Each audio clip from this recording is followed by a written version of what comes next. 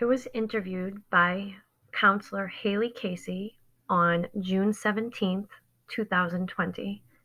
My role was the client Tina. On a scale of 1 to 5, 5 being strongly agree, I feel the counselor was actively listening to me. I gave her a score of 5. She maintained eye contact with me the whole time. At the end of our session, she remembered my daughter's name was Tina, and as I made comments about my feelings, she repeated statements that were important for me to hear, like my husband referring to Tina being my daughter and her disorder being my problem.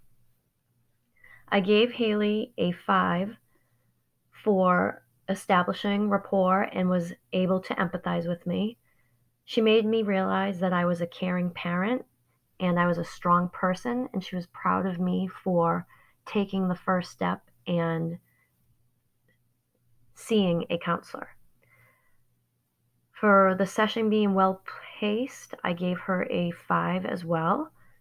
She allowed me to speak as much as I wanted. She never cut me off to give me her own thoughts, and she encouraged me to tell more. It felt like the half hour was a lot longer. I gave Haley a 5 for doing a very good job of explaining issues of confidentiality. Our session actually started with Haley explaining what confidentiality meant, and she assured me that what I had to say to her stayed between me and her.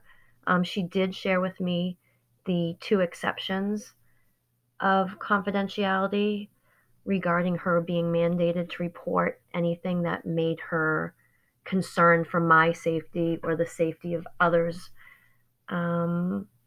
For summarizing the session and planning for our future meetings, again, I gave Haley a 5. She actually gave me some homework.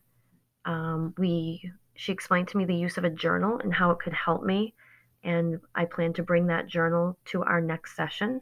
She taught me what mindfulness was and had me try it out. And she actually thought maybe I should try mindfulness on my own outside of our meetings. And we also made a plan for me to research more about food disorders, and we will talk about that during our next session as well.